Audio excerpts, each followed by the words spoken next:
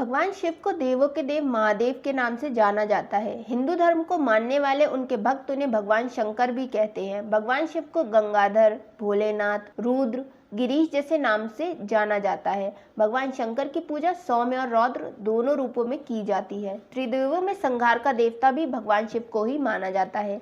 लेकिन क्या आप ये जानते हैं कि शिव जी का वास्तविक रूप क्या है और शिव जी का वास्तविक अर्थ क्या है?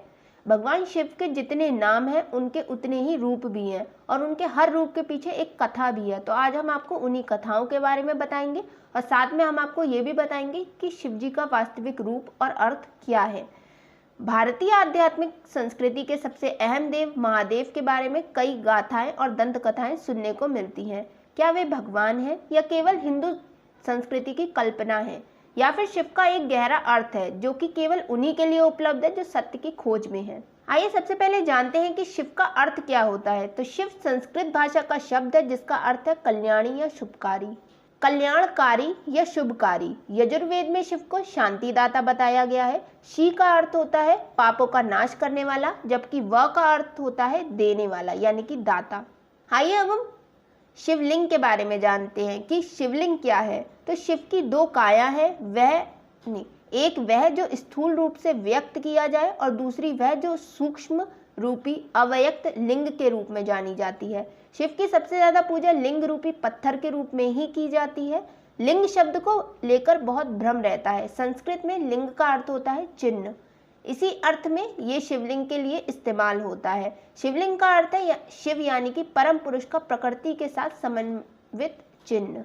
शिव शंकर और महादेव। शिव का नाम शंकर के साथ भी जोड़ा जाता है। लोग कहते हैं कि शिव शंकर भोलेनाथ। इस तरह अनजाने ही कई लोग शिव और शंकर को एक ही सत्ता के दो नाम बताते हैं। असल में दोनों की प्रतिमाएं अलग अलग आकृति की है।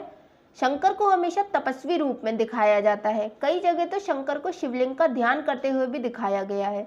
शिव ने सृष्टि की स्थापना, पालना और विनाश के लिए क्रमशः ब्रह्मा, विष्णु, महेश, जो कि भगवान शंकर का ही नाम है, नामक 3 सूक्ष्म देवताओं की रचना की। इस तरह शिव ब्रह्मांड के रचयिता हुए और शंकर उनकी एक रचना।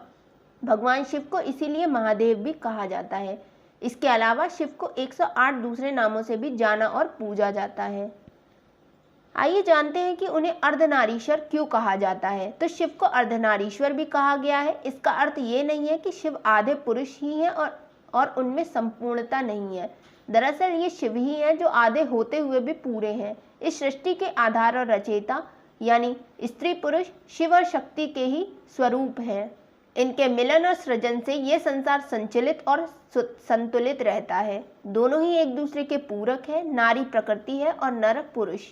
प्रकृति के बिना पुरुष बेकार है और पुरुष के बिना प्रकृति। दोनों का अनूठ संबंध है। अर्धनारीश्वर शिव इसी पारस्परिकता के प्रतीक है।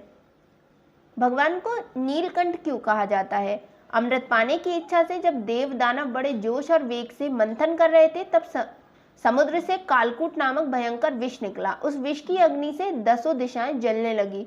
समस्त प्राणियों में हाहाकार मच गया। देवताओं और दैत्यों सहित ऋषि, मुनि, मनुष्य, गंधर्व और यक्ष आदि उस विष की गर्मी से जलने लगे। तभी देवताओं की प्रार्थना पर भगवान शिव विषपान के लिए तैयार हो गए। उन्होंने भयंकर विष को हथेलियों में भरा और भगवान विष्णु का स्मरण करके उसे पी गए। भगवान विष्णु अपने भक्तों के संकट हर लेते हैं। उन्होंने उस विष को शिवजी के कंठ यानी कि गले में ही रोककर उसका प्रभाव खत्म कर दिया। विष के कारण भगवान शिव का कंठ नीला पड़ गया और इसीलिए वे संसार में नीलकंठ के नाम से प्रसिद्ध हुए। भगवान शंकर भोले बाबा भी हैं। शिव पुराण में एक शिकारी की कथा है। एक बार उसे जंगल में देर हो गई, तब उसने एक बेल वृक्ष पर रात बिताने का निश्चय किया। जगे रहने के लिए उसने एक तरकीब सोची। वह सारी रात एक एक पत्ता तोड़कर नीचे फेंकता रहा। कथा अनुसार बेल के पत्ते शिव को बहुत प्रिय है। बेल वृक्ष के ठीक नीचे एक शिवलिंग था। शिवलिंग पर प्रिय पत्तों का अर्पण होते देख शिव प्रसन्न हो गए, जबकि शिकारी को अपने शुभ काम का एहसास ना था। उन्होंने शिकारी को दर्शन देकर उसकी मनोकामना पूरी होने का वरदान दिया। कथा से यह साफ है कि शिव कितनी आसानी से प्रसन्न हो जाते हैं। शिव महिमा की ऐसी कथाएं और बखानों से पुराण भरे पड़े हैं। लेकिन आज की वीडियो में बस इतना ही। आशा करते हैं कि आपको ये वीडियो पसंद आई होगी और आपको शिव और शंकर के बीच का अंतर भी समझ में आया होगा। साथ में आपको ये भी समझ में आया होगा कि शिव वास्तविकता में हैं कौन। अगर आपका इस वीडियो को लेकर कोई प्रश्न है तो आप हमें कमेंट सेक्शन में कमेंट करके ज़रूर पूछें। अगर आपको ये वीडियो पसंद आई हो तो इसे लाइक और शेयर ज़रूर करें। अगर आप ऐसी ही वीडियोस भविष्य में भी चाहते हैं तो हमारे चैनल को सब्सक्राइब करना ना भूलें।